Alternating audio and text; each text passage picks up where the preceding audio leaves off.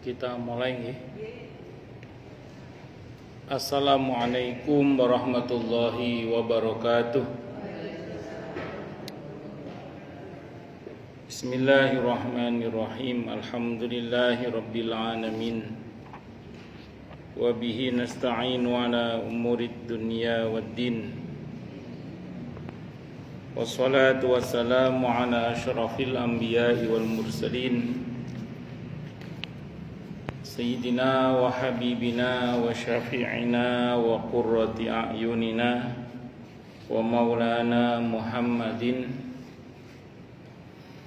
wa ala alihi wa ashabihi wa dhurriyyatihi ajma'in, amma ba'd.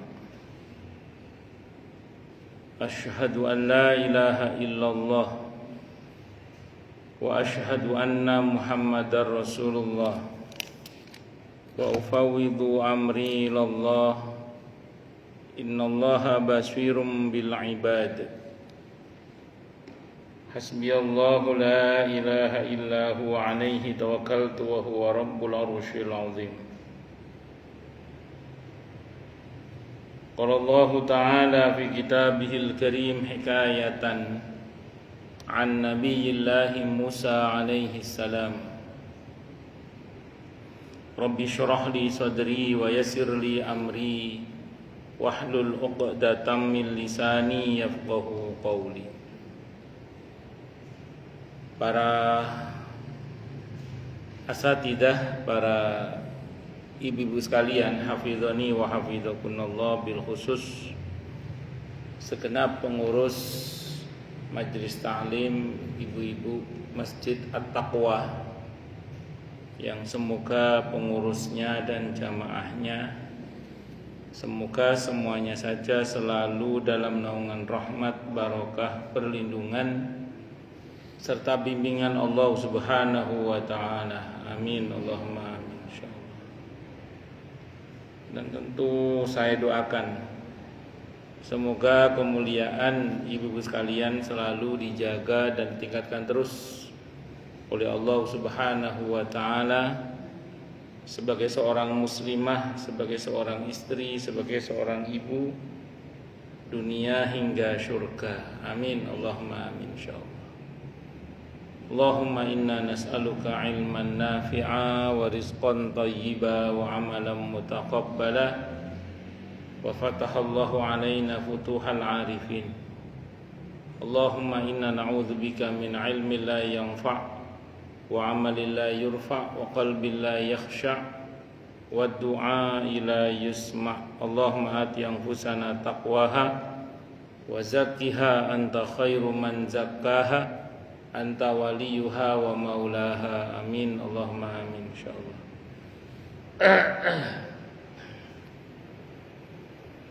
Masih melanjutkan kajian kita kitab Riyadhus Shalihin karya Al-Imam An-Nawawi rahimahullah rahmatan wasi'ah wa rahimallahu ulama al-muslimin. Qala al-muallif rahimahullahu ta'ala wa nafa'ana bihi wa bi'ulumihi fid dharain, amin. Bismillahirrahmanirrahim. Hadis yang kelima sama ini. Wa anhu, dan diceritakan dari Jabir radhiyallahu anhu, anna Rasulullah, sungguhnya Rasulullah sallallahu alaihi wasallam qala, beliau bersabda. Apa sabdanya? Inna syaitana, sesungguhnya syaitan, yahduru, dia datang, ahadakum, kepada salah seorang di antara kalian, inda kulli syai'in, di setiap segala sesuatunya atau pada setiap aktivitasnya, min inda kulli syai'in min sya'nihi, di setiap keadaannya, hatta yahdurahu, hingga dia mendatangi sasaran di antara kalian, inda ta'amihi, ketika dia menikmati makanannya. Fa idza saqatat luqmatun, maka apabila terjatuh apa luqmatun, satu puluhan, luqmatu ahadikum, satu puluhan salah seorang di antara kalian, falyakhudha, maka adalah dia mengambil puluhan yang jatuh itu, Fal yumit maka nabiha min ada, dan hendaklah dia membersihkan yang kotor dari yang jatuh itu. Sumal yakulha, kemudian hendaklah dia memakannya. Wala yada'ha li syaitan, dan janganlah ia meninggalkannya untuk syaitan.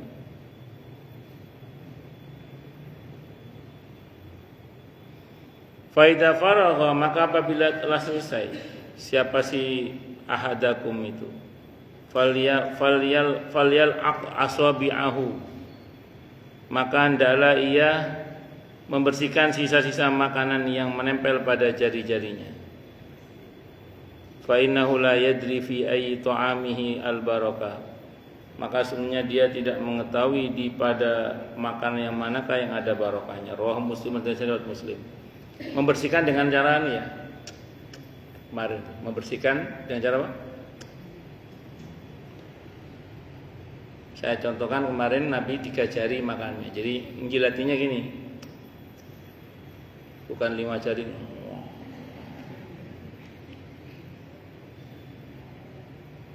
Sebenarnya yang hadis riwayat Muslim, sebenarnya mempraktekkan hal-hal seperti ini kita juga harus paham konteks ya.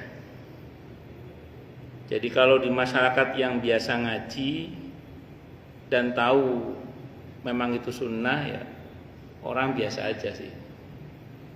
Cuman kalau di depan orang yang nggak pernah ngaji terus begitu ya, takutnya terjadi heboh gitu. Makanya mengamalkan sunnah itu bagus, cuman harus paham konteks. Takutnya terjadi fitnah. Karena bagaimanapun juga kita tidak hanya berniat semata-mata karena Allah, tapi lebih dari itu kita berhadapan dengan realita masyarakat yang belum tentu siap dengan kebenaran yang kita lakukan itu. Sambil contoh inilah misalnya, ini misalnya. Kalau kemarin sudah saya contohkan adzan 2 kali subuh misalnya. Sekarang contoh yang lain misalnya. Ini contoh aja misalnya. Kemarin adzan subuh terus sama makan yang sambil diangkat ini saja ya. Nah, kalau contoh yang lain misalnya bagi sebagian orang mungkin ini dianggap agak gimana gitu ya, ketika misalnya kita melihat ada orang yang makanan jatuh terus diambil lagi tadi itu, terus dibersihkan ya. Terus dia makan. Mungkin sebenarnya orang mengatakan, buang aja nanti, yang lain aja lah, mosok gitu aja diambil. Tapi perintah agama itu mengatakan seperti itu. Jadi sepatutnya lah kemudian itu diambil, dibersihkan dan dengan cara seperti itu. Nah, memang kadang kita berhadapan pada situasi di mana ngadepi besan baru atau calon besan, yang calon besannya belum pernah ngaji misalnya, bersama keluarganya. Pas kita mau makan apa terus jatuh gelundung pisang karena ternyata pentol. Sebenarnya benar ngikuti sunnah, benar itu diambil, dibersihkan, benar gak salah. Tapi kan kalau lihat konteks kayak gitu kan, iya, ya agak wagu gitu loh, gimana gitu. Nah, sehingga kita bisa mengamalkan sunnah yang lain saat itu juga sebenarnya. Dengan mohon maaf ya Allah, ini pekewuh kula nih banyak tamu yang macam-macam. Tapi saya juga nggak mau meninggalkan sunnah Nabi. Pun saya niatkan semoga pentol saya yang gelinding tadi itu untuk makhlukmu yang lain ya Allah, yang membutuhkan pentol tadi itu. Misalnya, ya atau kucing atau apalah makhluk Allah yang lain.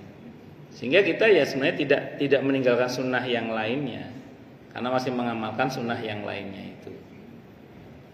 Nah ini contoh aja. Jadi mengamalkan sunnah yang dimaksud dalam hadis ini pun kita juga harus paham konteks itu seperti itu. Tapi secara prinsip dalam hati kita mesti mengamalkan sunnah. Jadi kalau dirasa ini harus saya lakukan supaya orang mengerti sunnah ini, maka lakukan. Silahkan dilakukan, jangan sampai tidak dilakukan. Usahakan untuk kita mengamalkan. Itu namanya menghidupkan sunnah. Orang yang menghidupkan sunnah di saat sunnah itu dimatikan, dia mendapatkan pahala seperti 50 orang sahabat di masa Nabi kita Muhammad sallallahu alaihi wasallam. Orang yang menghidupkan sunnah di saat sunnah itu dimatikan, dia akan mendapatkan pahala seperti pahala 50 orang sahabat di masa Nabi kita Muhammad sallallahu alaihi wasallam. Sebentar saya lihat hadisnya dulu.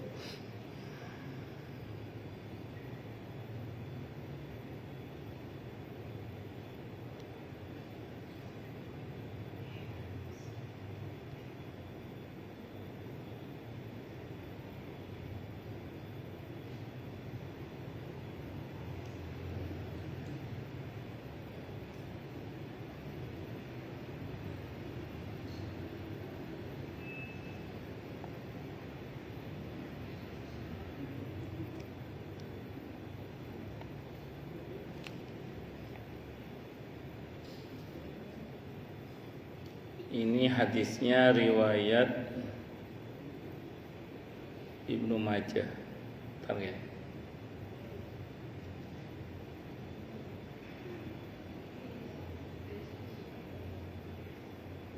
Oh bukan.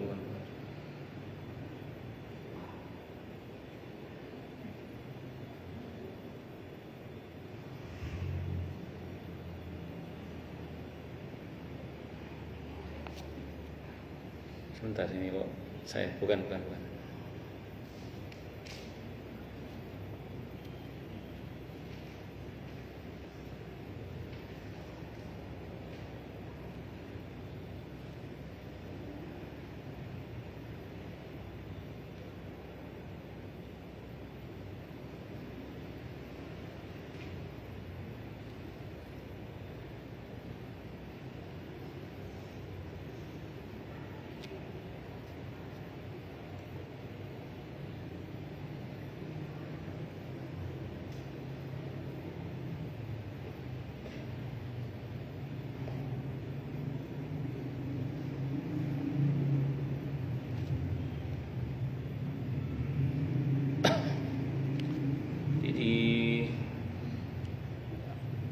Dalam hadis di sini disebutkan fa'inna min waraikum ayyaman.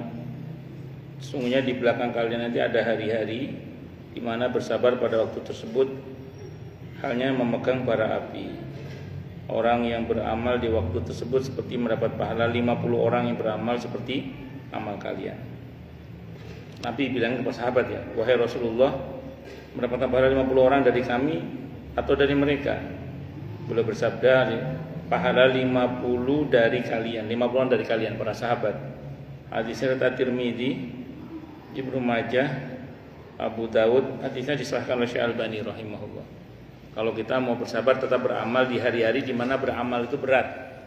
Kan di akhir zaman ini kan kita mengamalkan sunnah itu kadang disalahpahami.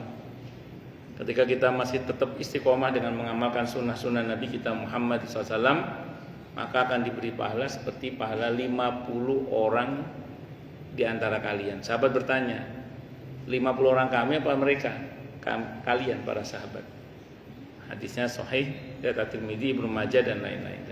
Wallahu alam bisawab. Makanya saya ulangi, kalau kita sekiranya memungkinkan untuk melakukannya guna supaya orang tahu bahwa ini adalah sunnah, tentu itu lebih baik.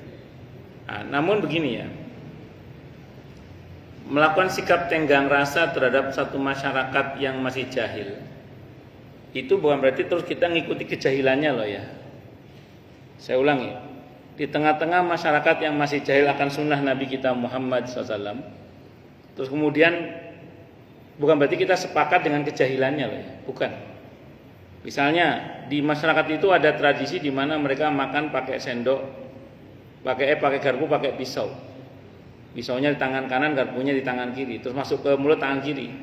Itu karena kita malu kalau masuk kanan karena takut dianggap deso atau apa, terus kita ikut-ikut, tidak boleh tetap. Untuk sesuatu yang terlarang kita tidak boleh sepakat. Kalau untuk perkara yang tadi hukumnya sunnah, oke lah. Kita agak ada kompromi, itu pun dengan pasang niat yang lain yang itu tetap di dalam sunnah. Tapi ketika kemudian ini menyimpang, tidak sesuai dengan tuntunan sunnah, bahkan melanggar tuntunan sunnah, maka sepatutnya kita tidak mengikuti. Bisa dipahami mboten? Nah, atau di satu tradisi masyarakat tertentu di mana kemudian sebagian kita kalau menggunakan hijab yang lebar seperti ini mungkin takut dituduh teroris misalnya gitu ya. Sehingga kemudian kita tetap berhijab teman menggunakan standar-standar yang tidak berlebihan sehingga orang tidak tidak memandang kita dengan pandangan yang sinis. Monggo aja nggak apa-apa.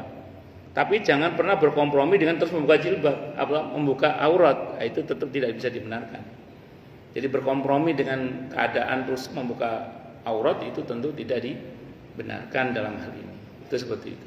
Kecuali dalam mekanisme sistem yang dipaksa, yang tidak bisa tidak, karena kalau tidak nanti tidak bisa mendapatkan haknya, itu beda bab.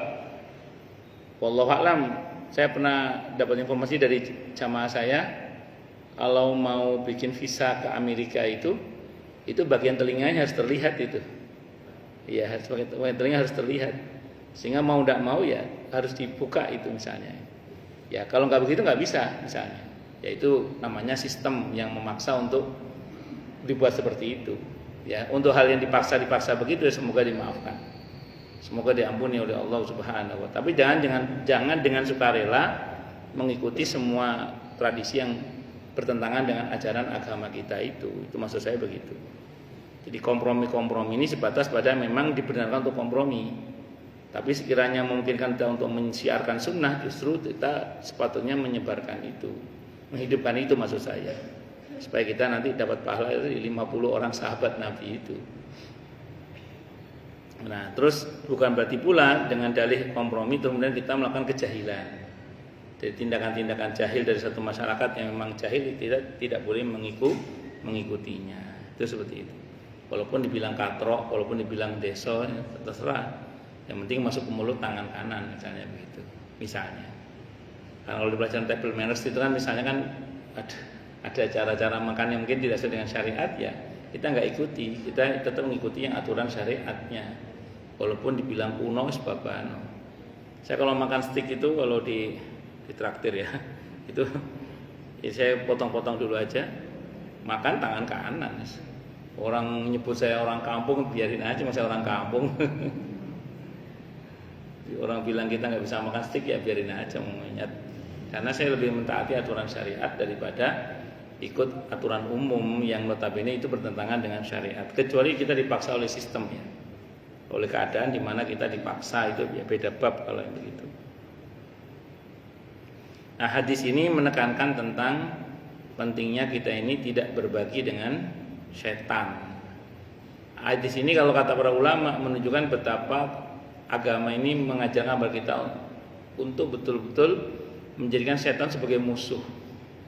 Sehingga jangan sisakan untuk setan.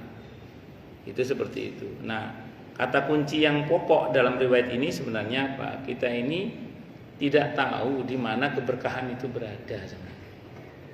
Siapa tahu keberkahan itu di pada makanan yang terlempar tadi itu, ya, atau yang jatuh tadi itu.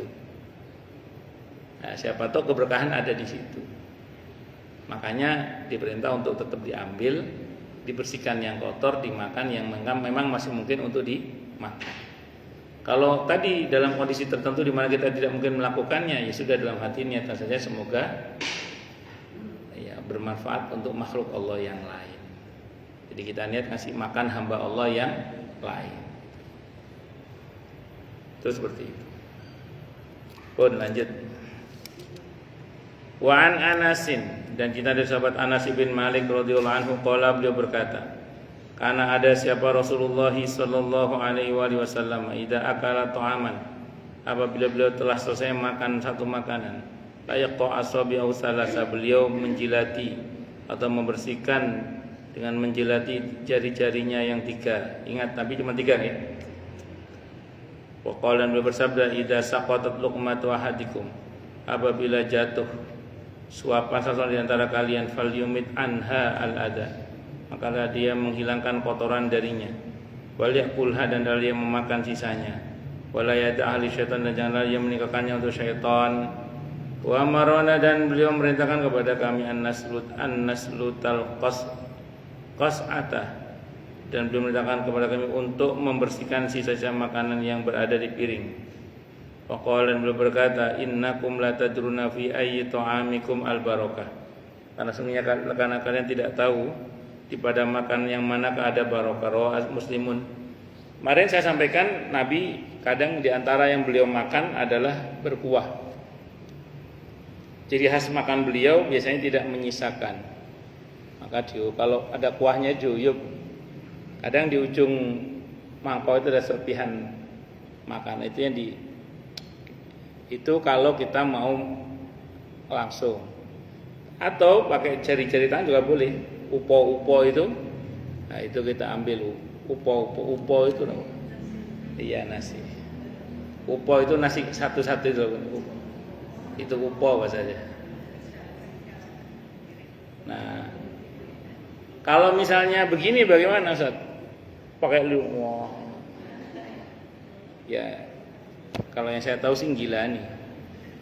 Jadi nggak begitu juga prakteknya yang saya tahu. Yang saya pahami tidak begitu juga prakteknya. Masalah tadi 3 jari itu yang sependek yang saya pahami tidak begini. 3 jari dia gini. Iya masih priayi lah.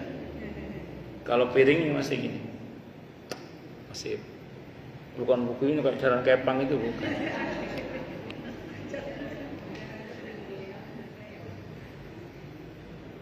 Jadi spirit yang bisa kita tangkap adalah kita tidak tahu di bagian mana makanan itu yang ada barokahnya. Maka jangan disisakan untuk syaitan. Nah, kita ambil semuanya dalam rangka semoga kita mendapatkan keberkahannya. Ustadz, kalau begah bagaimana? Udah nggak muat nih perut saya Ustadz. Udah begah, nggak bisa menghabiskan bagaimana? Jangan paksakan, karena kalau paksa namanya israf. Nah, biasanya ada 2 kemungkinan itu, lapar mata atau orang yang ngambilin gitu. Saya secara pribadi itu kalau ngambil sendiri berusaha semampu saya itu untuk tidak lapar mata. Tapi kadang yo gedrodok, kadang lupa kadang. Aduh, iya kenapa? Ya namanya manusia. Tapi berusaha untuk tidak lapar mata. Terus saya takar sesuai dengan isi kemampuan perut saya dalam menerima makanan itu, sehingga harapannya ketika saya makan semuanya habis. Cuman kan repotnya jadi ustadz itu kan disegani itu, dikasih sego itu loh, disegani, dikasih sego, dikasih nasi, sudah datang datang baksonya, es cendolnya, nasinya, kuenya, apuh, ini gimana ustadznya nggak gemuk ini kalau. Alhamdulillah. Nah, saya beberapa kali kalau diambilin orang memang sering nggak habis. Kenapa? Karena dia kan nggak tahu kemampuan saya dalam makan. Tapi kalau ngambil sendiri seringnya insya Allah sih habis, kecuali lupa. Lupa itu dalam pengertian kadang lapar mata itu lupa, kadang lupa. Namanya juga manusia kadang lupa. Makanya kalau orang tua dulu imbuh itu yang dikit-dikit. Jadi ambil makanan dikit, nanti kurang ambil lagi.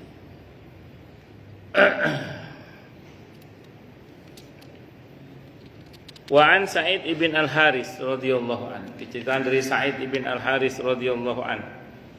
Sungguhnya beliau minta atau bertanya Jabir kepada Jabir radhiyallahu anhu anil wudu, tentang wudu. Mimma massatin nar, terkait dengan apa-apa yang disentuh oleh api. Jadi maksudnya beliau menanya tentang wudu karena habis makan makanan yang tersentuh oleh api itu. Faqala, maka berkata siapa Jabir radhiyallahu anhu, la, tidak. Qad kunna zamanan Nabi SAW, sungguh telah ada siapa kami di zaman Nabi kita Muhammad SAW, la najitu misla dzalika ta'ami illa qalilan. Kami tidak mendapati makanan seperti itu kecuali sedikit. Fa idza nahnu wajadnahu lam yakun lana manadil ila akufuna wa sawaiduna wa aqdamuna summa nusalli wa la natawaddu, rawahu al-Bukhari. Dan bila kami mendapatkannya, maka tidak ada di antara kami yang mempunyai sapu tangan untuk membersihkan tangan.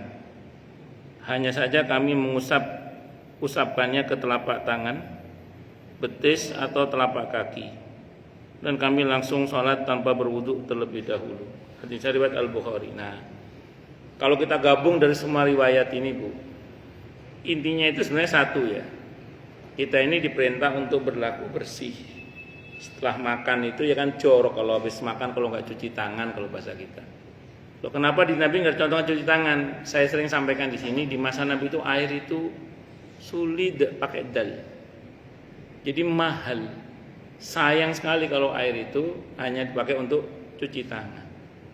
Makanya sangat dieman-eman air itu. Maka dulu ya pakai, kalau ada mindil itu apa? Sapu tangan ya sapu tangan. Kalau sekarang kita ya tisu. Kita alhamdulillah dimudahkan dalam masalah air, ya cuci pakai air. Spirit yang bisa kita tangkap kalau dari hadis yang terakhir ini adalah intinya Islam itu mencintai kebersihan. Nah, yang kedua dalam hadis ini, habis makan makanan yang dimasak itu tidak ada kewajiban untuk berwudu. Namun ada yang mengatakan sunnah wudu kembali, tapi tidak wajib kecuali onta. Dalam fikih sunnah saya sabik, kalau kita habis makan makanan yang tersentuh oleh api, yang matang maksudnya ya, itu kita tidak wajib wudu, cuman disunnahkan untuk wudu kembali, tapi tidak wajib. Dan kecuali onta, kecuali apa? Onta. Kalau daging onta yang kita makan itu ada kewajiban untuk wudu. Kalau di fikih sunnah saya sabik yang saya baca begitu. Wallahu alam bishawab. Saya nggak tahu ada apa dengan onta, tapi begitu yang saya pahami. Misalnya jenengan habis makan nasi goreng, habis makan sate, habis makan soto, rawon, tengkleng, tongseng, macam-macam lah. Itu semua tidak membuat jenengan wajib wudu kembali selama tidak batal wudunya ya.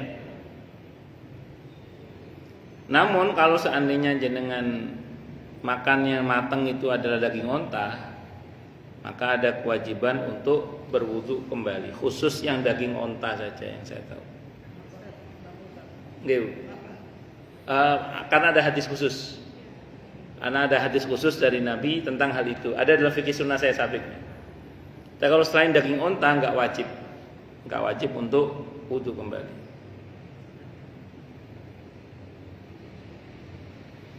Berikutnya bab memperbanyak orang untuk makan.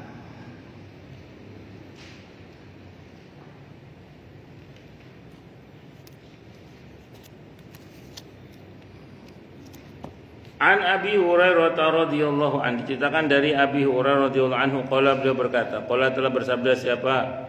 Rasulullah sallallahu alaihi wasallam. Ta'amul isnaini kafi salasah. Makanan yang cukup untuk dimakan 2 orang akan cukup dimakan 3 orang. Wa ta'amu salasati kafil arba'ati. Makanan yang cukup untuk 3 orang bisa dimakan untuk 4 orang. Muttafaqun alaih, Bukhari Muslim. Kalau ada makanan cukup dimakan untuk 2 orang, anjurannya dimakan bertiga. Kalau ada makanan yang cukup untuk dimakan 3 orang, anjurannya dimakan berempat. Dan begitu seterusnya menurut jumlah yang ada. Dan itu insya Allah akan membuat makanan itu lebih diberkahi oleh Allah Subhanahu wa ta'ala.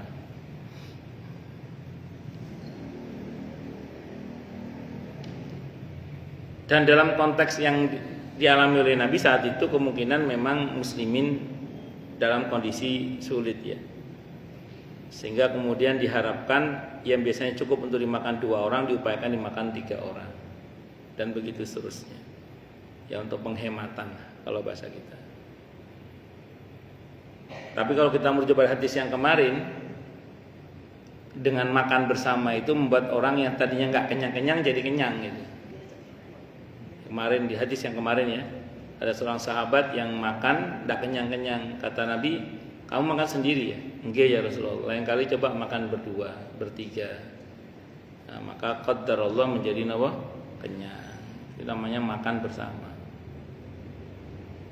Wa an Jabirin, kita dari Jabir radhiyallahu anhu, qala, beliau berkata, sami'tu, aku mendengar Rasulullah sallallahu alaihi wasallam yaqulu, beliau bersabda, ta'amul wahidi yakfi al-itsnain. makanan satu orang cukup untuk dua orang. Wa ta'amul isnaini yakfi al-arba'ata, makanan dua orang cukup untuk empat orang. Wa ta'amul arba'ati yakfi as-samaniya, dan makanan empat orang cukup untuk 8 orang. Mana kali dua ini? Satu cukup untuk dua, dua cukup untuk empat, empat cukup untuk 8. Hadisnya riwayat Muslim. Dan di masa Nabi tampak keberkahannya sih memang. Yang tadinya harusnya nggak cukup menjadi cukup dengan izin Allah gara-gara makan bareng-bareng. Rupanya memang makan bareng itu dicintai oleh Allah. Ada hadis sahih, saya ingat ini.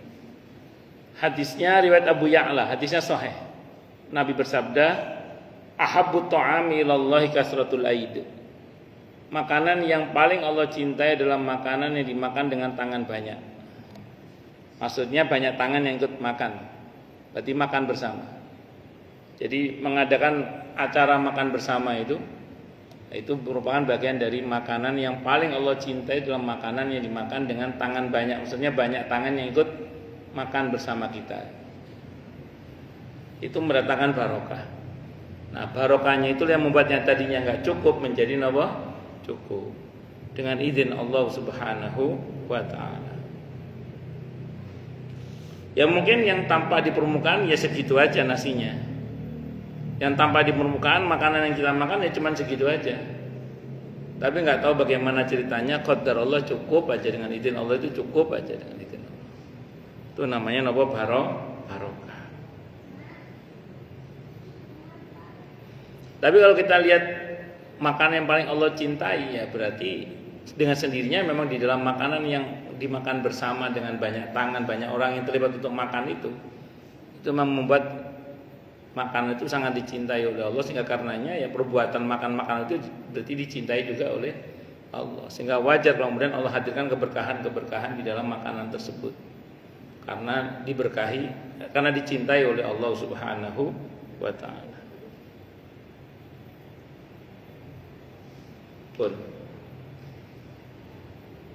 Tata cara minum.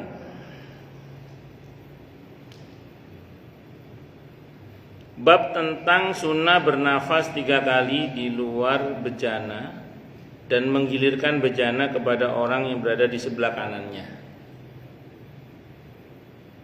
An Anasin, diceritakan dari sahabat Anas ibn Malik radhiyallahu anhu, anna Rasulullah, sungguhnya Rasulullah sallallahu alaihi wasallam adalah beliau yatanafasu, bernafas fi syarabi, di dalam minum salasan 3 kali. Hadisnya muttafaqun alaihi Bukhari Muslim. Yani yatanafasu kharijal ina, yaitu beliau bernafas di luar wadah. Kalau di dalam wadah tidak boleh bernafas. Contoh misalnya minum pakai gelas, minum, tidak boleh. Jadi bernafas di dalam wadah itu tidak boleh. Di samping juga nggak sehat juga kan. Misalnya ini gelas besar ini ya. Kalau botol otomatis kan di luar wadah. Ini minum, nah itu tidak boleh. Dalam Islam tidak boleh. Tapi kalau di luar wadah boleh. Nabi dulu praktek ini. Misalnya bismillah, air minum bismillah, alhamdulillah. Ini sambil nafas ini. Bismillah, alhamdulillah. Ini sambil nafas. Bismillah, alhamdulillah. 3 kali. Yang ketiga itu boleh lama. Yang pertama 1 teguk. Bismillah, alhamdulillah. Bismillah, alhamdulillah. Ini tangan kanan ya. Soal di online tangan kiri yang tangan. Terus terakhir bismillah. Boleh lama ya kalau boleh. Terus alhamdulillah. Yang ketiga boleh lama enggak? Kalau kata Ibnu Qayyim, ini kata Ibnu Qayyim ya. Jangan bikin livermu itu dingin dengan meminum air dingin, kalau kata beliau gitu.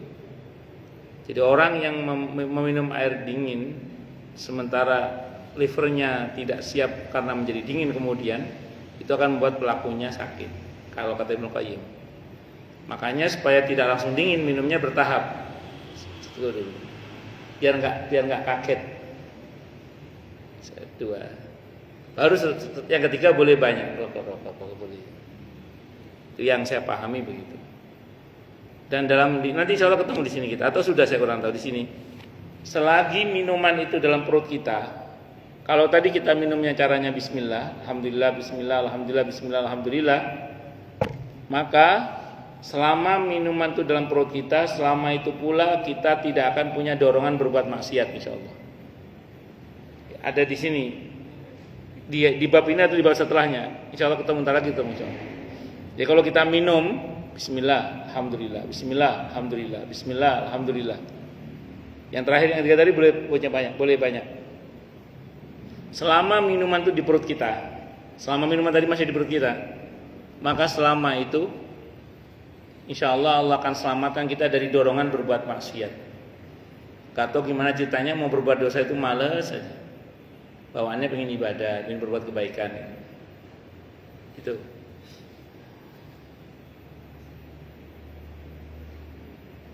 Terus kemudian Anas tadi sudah sebutannya, wa an Ibnu Abbas. Dan cerita dari Ibnu Abbas radhiyallahu anhu qala, beliau berkata,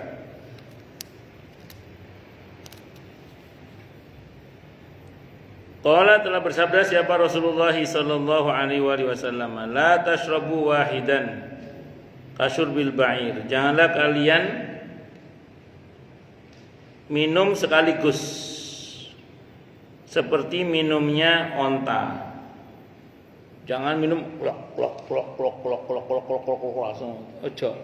Kalau Nabi dilarang. Tadi ada yang kalau versi pengobatan ala Ibnu Qayyim itu akan membuat liver dingin katanya. Kalau kata beliau gitu. Saya mohon maaf saya bukan dokter ya, cuma saya mengutip pernyataan Ibnu Qayyim bahwa kata beliau itu akan buat liver itu dingin dan itu enggak bagus. Makanya Nabi minumnya bertahap supaya tidak langsung dingin tadi itu. Itu kalau kata beliau ya. Terus kemudian walakin ishrabu masna waslasa. Akan Nabi minumlah 2 kali tegukan atau 3 kali tegukan. Jangan sekaligus. Wasammu idza antum syaribtum, dan bacalah bismillah ketika kalian minum. Wahmadu idza antum rafa'tum, dan bacalah alhamdulillah ketika kalian mengangkat gelas kalian. Begitu selesai minum, alhamdulillah. Rawat Tirmidzi, hadis riwayat Imam Tirmidzi, wa qala, dan beliau berkata hadis hasan, hadis hasan. Jadi kalau minum jangan langsung kok. Kalau bisa bismillah, alhamdulillah, bismillah, alhamdulillah. Baru terakhir bismillah. Ini yang banyak boleh alhamdulillah. Itu baru. Dan ini tangan kanan, saya ulang, ini tangan kanan. Itu seperti itu.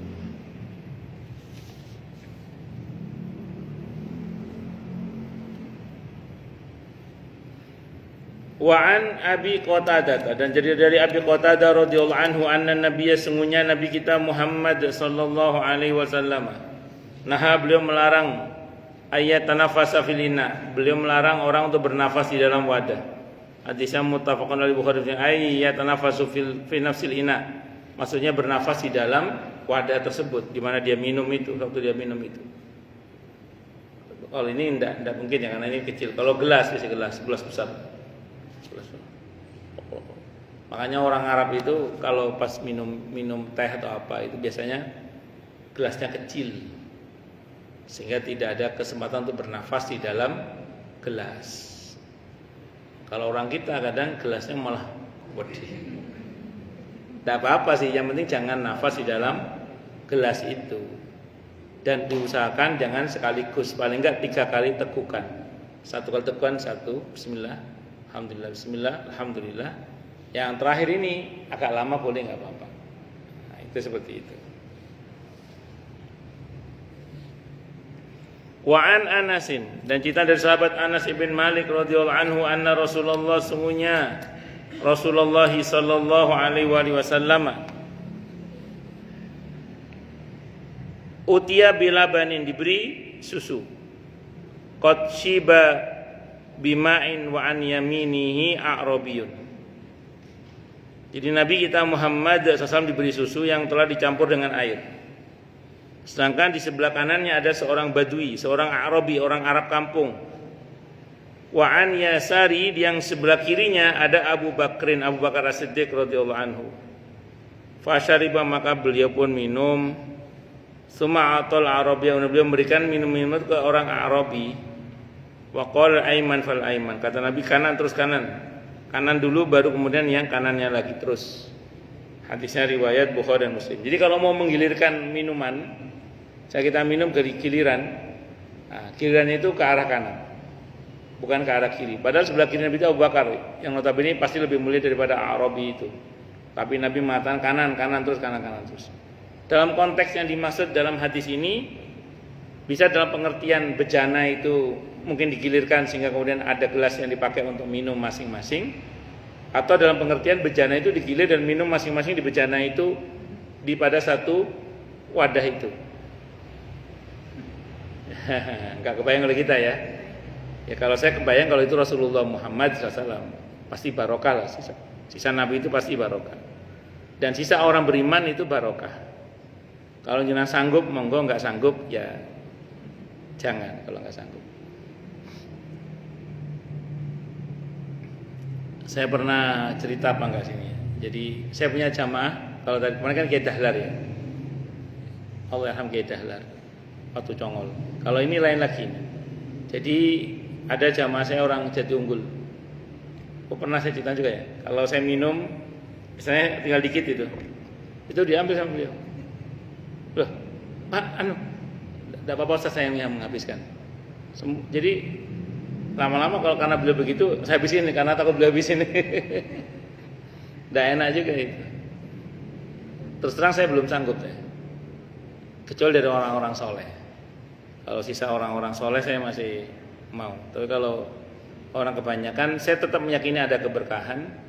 Barangkali kalaupun saya ambil mungkin tapi tidak saya ambil untuk saya minum, tapi untuk saya kasih ke tanaman atau apa mungkin begitu.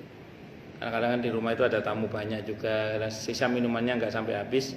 Itu kadang kita kasih ke binatang atau kita kasih ke tanaman.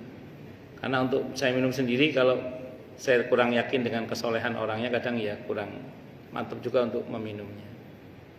Itu seperti itu. Kalau di pesantren-pesantren biasanya bekasnya kiai itu rebutan itu ya. Saya dulu ngajar di pesantren juga di Surabaya saat itu. Kalau saya minum belum habis itu rebutan pesantren itu.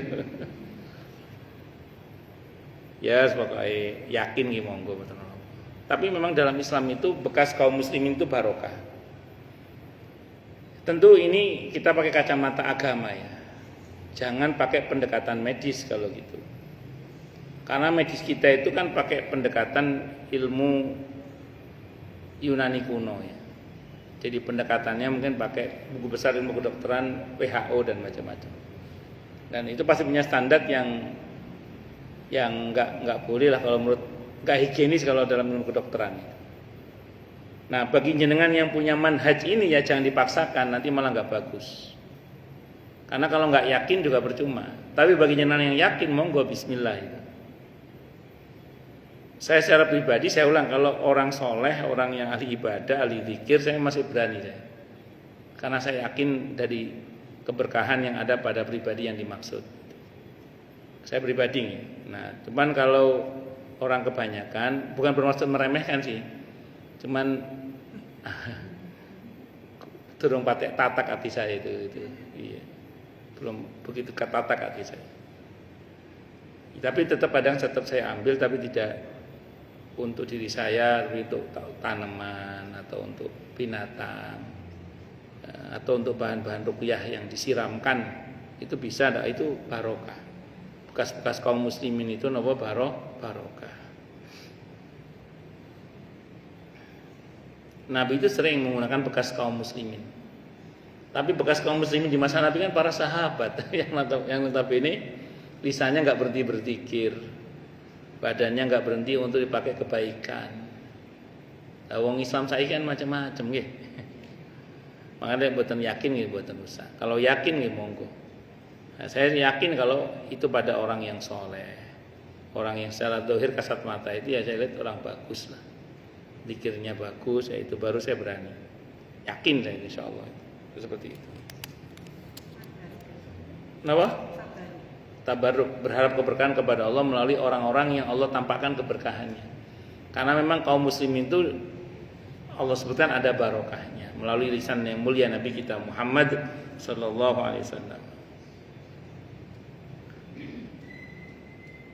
Wa an Sahal ibn, saya ulang kalau enggak tatak artinya jangan dipaksakan.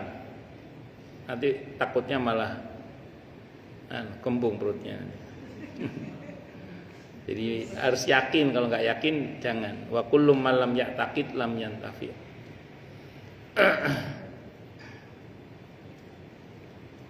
Wa an Sahal ibn Sa'ad, kita dari Sahal ibn Sa'ad radhiyallahu anhu anna Rasulullah sungguhnya Rasulullah sallallahu alaihi wasallam utiya bi syarabin, diberi satu minuman, fasyariba minum, maka beliau pun minum dari minuman tersebut. Wa an yaminihi ghulamun, dan sebelah kanan beliau ada seorang anak muda. Wa an yasarihi asyahun, dan di sebelah kirinya ada beberapa orang tua. Wa qala lil ghulam, maka bersabda siapa Nabi kita Muhammad sallallahu kepada anak muda tadi, ata'dzanuli an utiyaha ula, apakah engkau mengizinkan aku untuk memberikan ini kepada yang tua-tua dulu? Qala gulam, maka berkata anak muda tadi, la wallahi, tidak, demi Allah, la usiru binasibi minka ahadan fatallahu, saya tidak akan mendahulukan bagian saya darimu pada seorang pun. Maka fatallahu, maka orang itu pun atau anak muda itu pun meminum fatallahu Rasulullah, maka Nabi pun memberikannya kepada maka Rasulullah Muhammad SAW memberikannya kepada anak muda tadi itu, fiyadihi, apa yang ada di dalam tangannya. Muttafaqun alaih, Bukhari Muslim. Jadi kalau perihal barokah, kita berlomba-lomba dalam kebaikan. Jadi jangan mendahulukan orang lain kalau kita bicara barokah. Kalau kita bicara barokah, siapa yang lebih dulu mendapatkannya itu jangan diberikan kepada orang lain. Nah, sisa Rasulullah Muhammad SAW itu barokah. Dan dalam hal ini beliau, anak muda tadi maksud saya, itu lebih memilih mengambil barokah itu terlebih dahulu dibandingkan orang-orang tua yang mestinya atau menurut adatnya dihormati lah. Tapi karena ini perihal kebaikan, perihal barokah, kita mesti berlomba-lomba di dalam mendapatkan kebaikan tersebut. Dan yang kedua, kalau kita hendak membagi, hendaklah diambil dari sisi kanan kita. Jadi kalau mau membagi dari arah sisi kanan, walaupun sebelah kiri kita ini orang-orang tua, jadi didahulukan dari yang sebelah kanan kita. Dulu itu kalau Nabi duduk biasanya bikin halaqah, ada halaqah ilmu itu, halaqah itu. Nah, halaqah ini Nabi mengedepankan yang sebelah kanan beliau, terus muter sampai kembali lagi.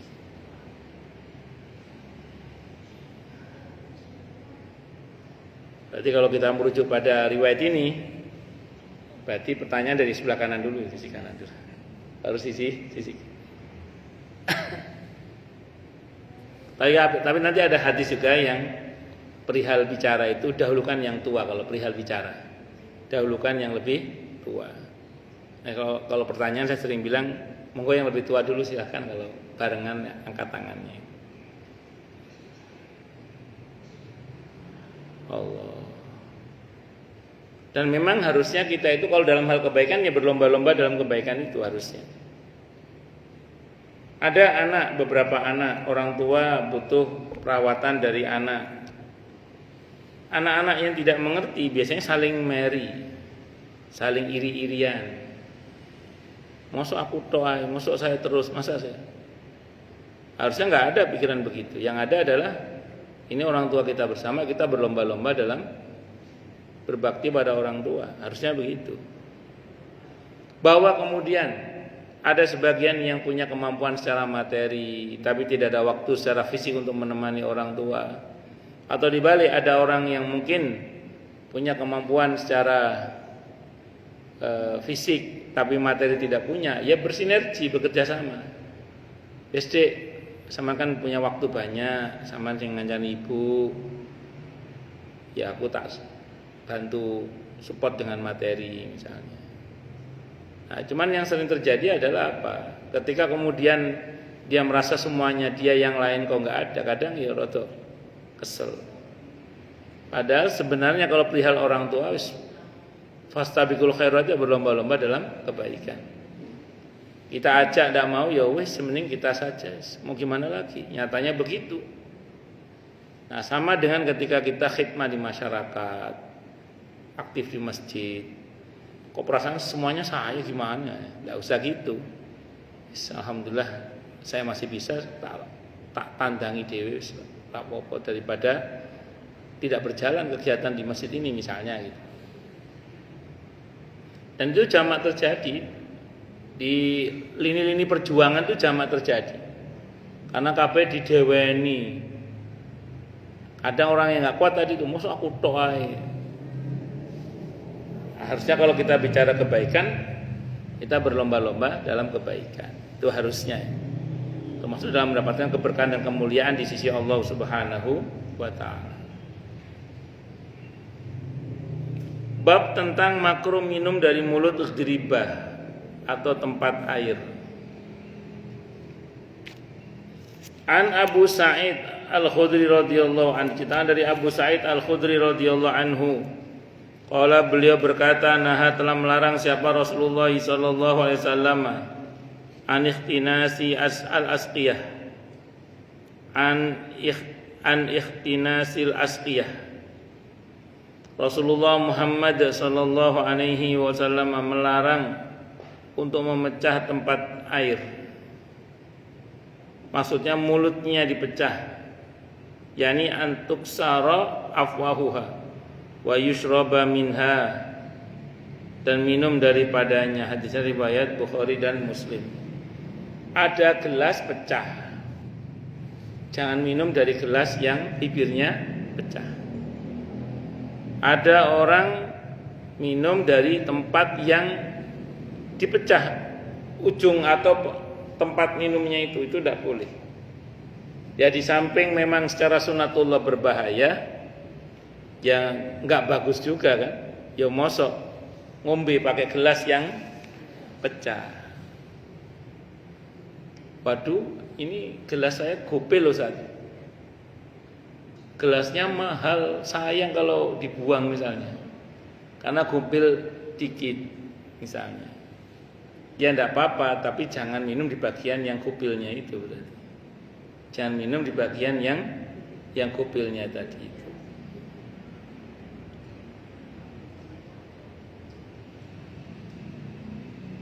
Wa an Abi Hurairah radhiyallahu anhu, dari Abu Hurairah radhiyallahu anhu qala, beliau berkata, naha, telah melarang siapa Rasulullah SAW ayushraba min nasiqai awil qorbati.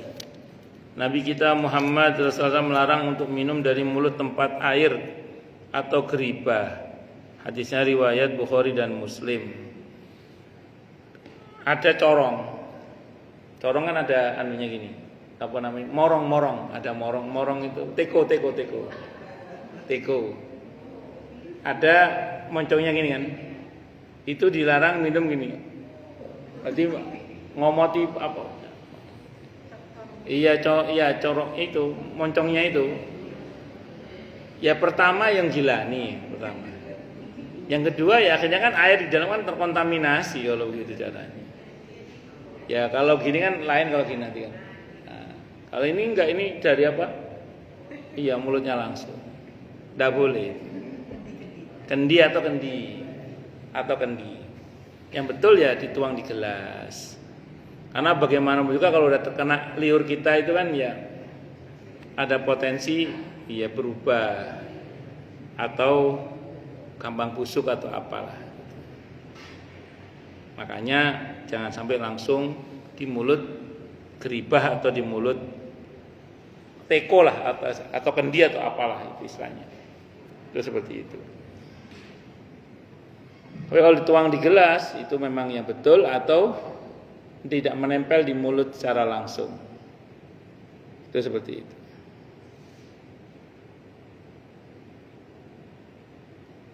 Wa an Ummi Sabitin, dan cerita dari Ummi Sabit, namanya Kabsyah binti Sabit, ukhti Hasan ibn Sabit radhiyallahu anha. Qalat, dia berkata, dakhala masuk alayya, menemui saya siapa Rasulullah sallallahu alaihi wasallam.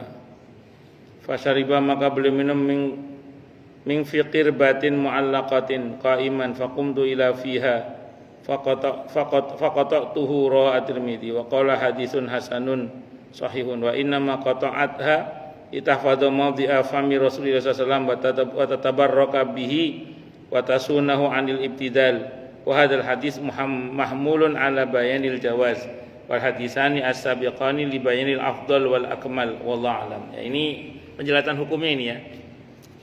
Jadi pernah Rasulullah Muhammad SAW itu masuk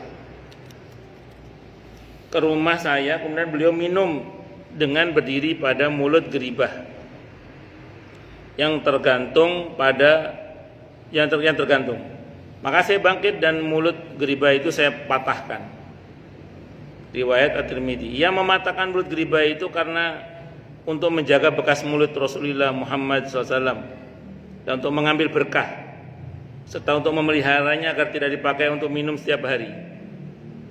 Hadis yang ketiga ini adalah untuk menunjukkan bahwa sebenarnya boleh minum dari mulut geribah tempat air, hanya saja dimakruhkan.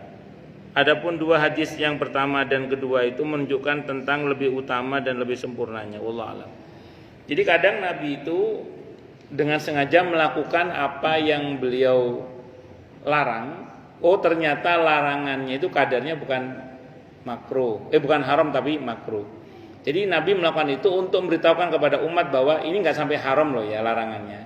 Ini memang ada larangan dari beliau, cuman larangannya itu tidak sampai haram tapi makruh. Buktinya Nabi masih melakukan. Nah, itu kadang beliau sengaja supaya orang tahu bahwa ini larangannya nggak sampai haram. Larangannya nggak sampai haram. Tapi sebatas pada makruh. Nah, jadi yang lebih utama bagaimana? Yang lebih utama jangan minum dari arah mulut geribah atau morong atau teko tadi. Itu yang betul. Yang lebih utama maksud saya. Namun seandainya Anda melakukannya, ya silahkan saja, tapi itu makruh. Nggak sampai pada hukum haram.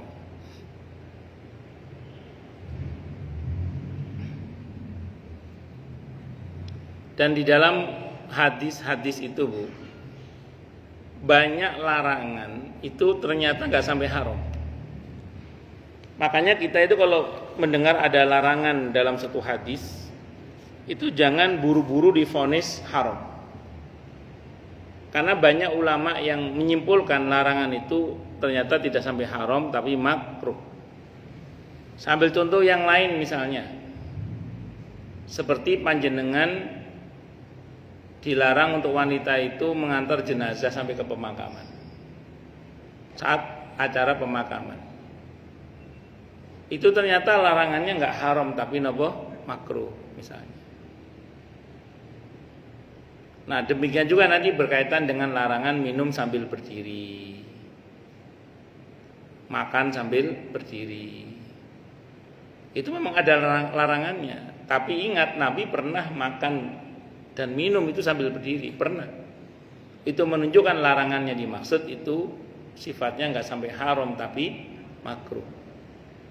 Nabi melarang orang untuk kencing sambil berdiri. Tapi Nabi kencing sambil berdiri pernah. Di samping karena kondisi dan itu dibolehkan, itu juga untuk memberitahukan bahwa ini hukumnya nggak sampai haram tapi makruh.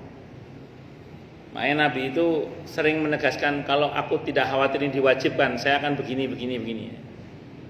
Makanya kadang Nabi sengaja meninggalkan sholat tarawih berjamaah di masjid. Karena beliau takut kalau beliau tiap malam tarawih di masjid takutnya diwajibkan. Itu seperti itu. Dan masih banyak lagi lah yang lain-lain. Jadi kalau ibu mendengar ada larangan itu nggak selalu haram ya.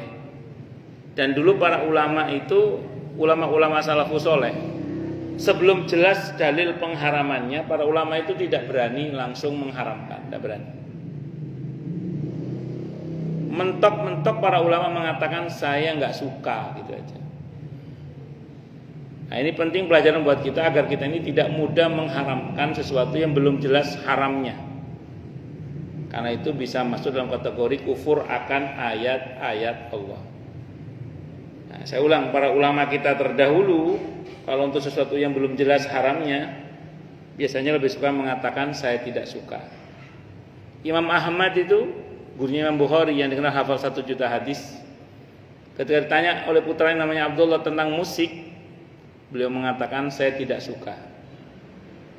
Beliau tidak mengatakan haram, beliau tidak suka. Untuk sesuatu yang belum jelas bagi beliau bahwa itu adalah sesuatu yang haram, maka beliau bisa mengatakan saya tidak suka. Itu beliau. Wallahu a'lam bishawab. Baik, silakan Bu yang mau tanya. Tanya kok, monggo Bu Dafri.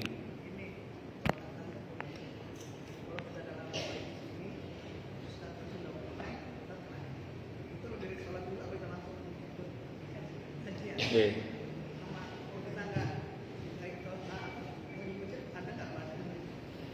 Bagus. Saya secara pribadi, saya ngomong saya dulu nih. Kenapa mungkin jenengan jarang lihat saya setelah tahiyatul masjid di sini, kecuali waktu masih banyak ya. Karena saya di dalamnya berdua pilihan. Saya dengan bukus itu kan ada perjanjian 10:30. Nah, kalau kata ayatnya kan Al-Maidah ayat 1. Ya ayyuhalladzina amanu aufu bil uqud. Ya orang-orang yang telah beriman tepatilah akad-akad kalian. Sehingga pilihan untuk seorang seperti saya, pilihannya dua. Antara saya tepati akad saya atau saya sholat sunnah dulu. Nah, menepati akad itu wajib. Nah, sementara sholat sunnah itu hukumnya sunnah, makanya saya dahulukan yang wajib. Nah, sebagai penggantinya kata Ibnu Abbas, sebagai penggantinya itu dibaca tasbih. Subhanallah walhamdulillah wala ilaha illallah wallahu akbar. Berapa kali? Kalau punya wudu, ada yang mengatakan sekali cukup. Kalau nggak punya wudu 3 kali. Ada yang mengatakan 4 kali kalau nggak punya wudu. Kalau punya wudu sekali cukup. Kalau punya wudu. Nah, saya dari sana tadi sudah baca tasbih subhanallah alhamdulillah walillah. Biasanya saya 3 kali biasanya. 3 kali atau 4 kali walaupun saya punya wudu. Itu kata Ibnu Abbas sebagai ganti dari tahiyatul masjid. Itu perkataan Ibnu Abbas itu. Ya, dikutip oleh Imam Ghazali juga dalam kitab Bidatul Hidayah. Kenapa? Masuk masjid. Itu satu dulu. Sekarang dalam konteks pertanyaan Bu Dafri, jamaah sekarang. Jamaah datang. Nah, terus pengajian udah mulai. Yang betul tahiyatul masjid dulu apa tidak? Saya mau bicara lebih utuh dulu ya. Kalau khutbah Jumat itu jelas ada perintah dari Nabi untuk tahiyatul masjid tetap untuk khutbah Jumat. Pernah ada seseorang datang di masa Nabi langsung duduk, kata Nabi berdiri sholat dulu. Berarti duduk sudah duduk berdiri lagi sholat tahiyatul masjid masih boleh. Untuk khutbah Jumat khusus karena ada dalil khusus. Nah, ini tidak bisa dipukul rata untuk kajian seperti ini. Nah, sehingga kalau ditanya, kalau ibu nanya ke saya, yang sahih itu sebenarnya tahiyatul masjid atau langsung duduk di majelis. Kalau ibu nanya saya pilih duduk di majelis. Ya, karena keutamaan duduk di majelis mendengarkan kajian ilmu itu jauh lebih utama daripada sekedar sholat tahiyatul masjid. Kalau ibu nanya saya ya. Nah, jalan tengahnya melakukan yang kata Ibnu Abbas tadi, baca tasbih. Masuk masjid baca tasbih subhanallah alhamdulillah wala ilaha illallah. Sekali, kalau punya wudu cukup. Kalau nggak punya wudu 3 kali atau 4 kali. Saya pribadi saya ulang walaupun saya punya wudu saya sering bacanya 3 atau 4 kali. Sekali cukup tidak ada masalah. Wallahu a'lam bishawab. Ngoten nggih Bu Dafri nggih. Nah, kalau nanya saya loh nggih. Karena mungkin nanti jawaban Ustaz lain mungkin beda-beda biasa lah itu. Kalau saya pribadi alasan saya itu. Saya di beberapa tempat ngajar di masjid sering saya nggak tahiyatul masjid. Kenapa? Karena terlambat. Karena kalau saya tahiyatul masjid takutnya nanti saya makan hak orang lain atau tidak menepati akad.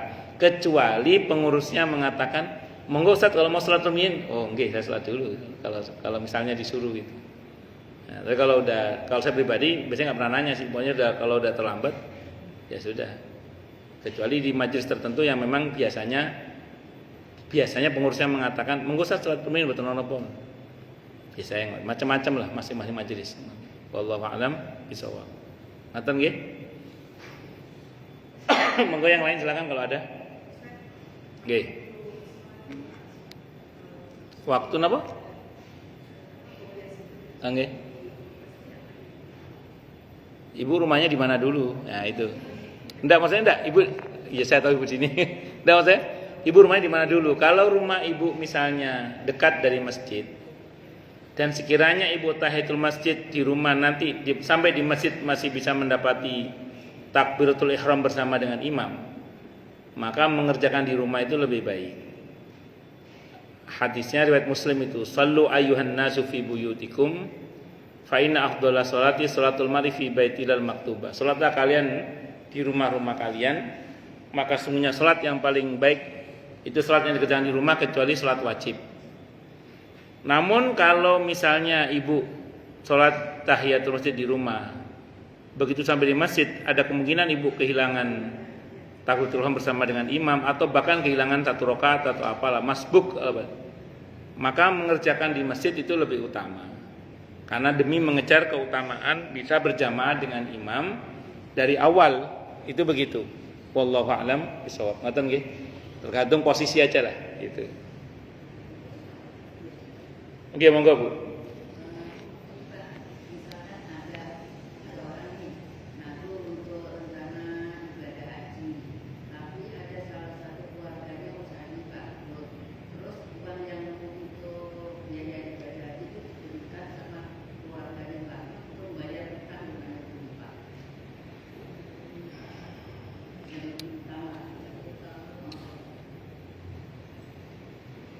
Baik, bismillahirrahmanirrahim. Idealnya uang yang ditabung rencananya untuk ibadah kayak haji atau umroh atau serupa itu idealnya tidak digunakan kecuali untuk itu.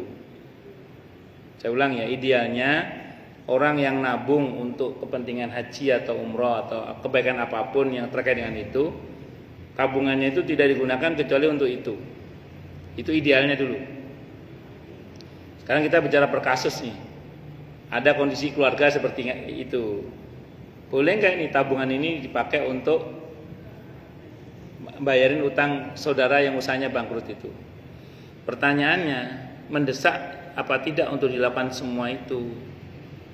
Dan apa hubungan kita dengan yang bersangkutan? Kenapa kok mesti kita yang nutup utangnya? Apa urgensinya? Apa urgensinya misalnya gitu?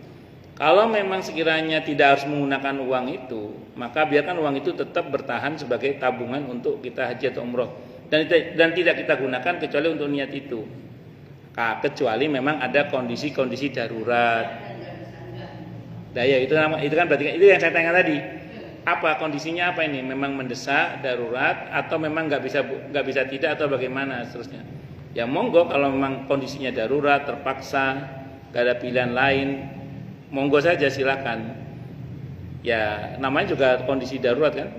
Ya sesuatu yang haram pun bisa menjadi dimaafkan kan kalau memang itu kondisi apalagi ini dalam kondisi di mana itu tabungan dia sendiri. Ngoten nggih Bu nggih, Allah. Cuman pesan saya gini. Kalau sudah nabung untuk haji atau umroh, itu saran saya jangan tergiur dengan investasi untuk dibuat bisnis sehingga beralih fungsi dari rencana mau haji menjadi bisnis. Itu sependek yang saya tahu orang-orang yang begitu sih kebanyakan bangkrut, kebanyakan. Itu seperti itu. Makanya yang ditabung untuk haji gunakan untuk haji atau umroh atau yang serupa dengan itu ya. Karena kan untuk haji sekarang kan di samping nabungnya ya suwe, waktunya ya suwe, kadang ya umroh dulu. Tidak apa-apa silakan. Haji dan umroh itu sama intinya, sama-sama mendatangi rumah Allah. Karena haji itu artinya datang ke rumah Allah. Tidak ada masalah. Oke, saya kira itu, wallahu a'lam bishawab. Ngoten nggih Bu nggih? Oke. Monggo yang lain silakan kalau ada.